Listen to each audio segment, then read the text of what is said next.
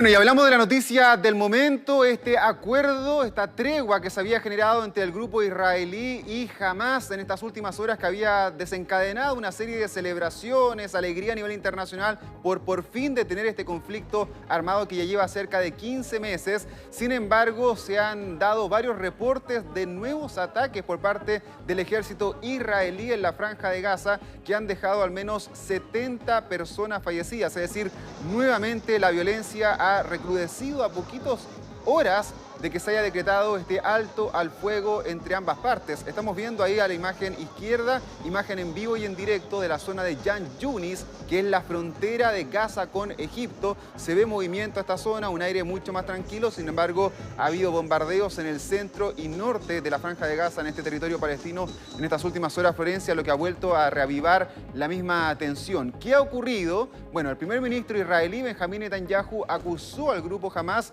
de estar creando una crisis de última hora.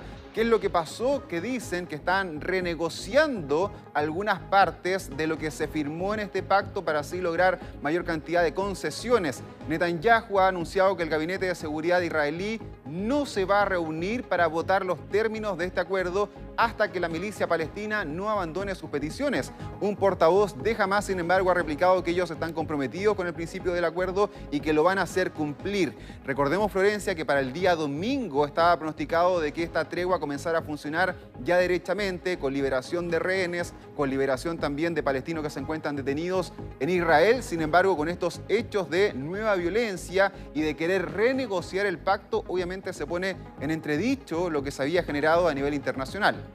Claro, Pablo, y no solo eso, porque hace solamente minutos un partido clave en la coalición del gobierno del primer ministro Benjamín Netanyahu está amenazando con abandonar, es decir, con dejar dimitir del poder si Israel no vuelve a la guerra tras el alto al fuego, lo que eso podría generar si finalmente este partido importante, clave en la coalición de Netanyahu, termina abandonando el gobierno. Eso generaría un colapso también un colapso interno, me refiero, sí, en el gobierno de Israel, y eso también complicaría un poco también si es que van a mantener el acuerdo con Hamás o no. Sin duda, porque lo que menos quiere Benjamín Netanyahu es que además se genere una crisis interna dentro de su propio gobierno y de su propio país. O sea, él ya tiene en este momento distintos frentes de batalla, no solamente con el grupo Hamás, sino también con Hezbollah en el Líbano, con los hutíes en Yemen, con el caso de Siria, de Irak y de Irán, y por lo tanto una crisis interna también podría ser perjudicial para su futuro político. Sin embargo, claro, en este momento a nivel internacional ya se había decretado esta misma tregua, se había celebrado por parte de las Naciones Unidas,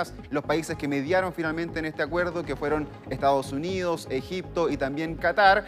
Y ahora, con esta nueva crisis y tensión que estamos viviendo en la zona, claro, queda en entredicho si va a poder finalmente obrarse este alto al fuego, que iba a ser un pacto de 3 fases. En la primera iban a liberarse cerca de 33 rehenes israelíes que estaban en manos de Hamás. También iban a excarcelarse más de 1000 palestinos. Luego, en una segunda fase, se iba a liberar el resto de los rehenes israelíes. Y en una tercera fase iba a comenzar la reconstrucción de la Franja de Gaza, que ha quedado prácticamente en ruinas debido a los bombardeos por parte de Israel, y también administrar finalmente esta misma zona palestina, donde uno de los acuerdos era que Hamás no iba a tener el control político desde este enclave, sino que iba a haber una autoridad provisional que iba a estar gobernando en la zona. Pero lamentable lo que ha ocurrido a poquito tiempo de que se haya oficializado esta tregua, que hay que decirlo, las dos partes lo acordaron, lo aceptaron, pero en el caso de Israel todavía faltaba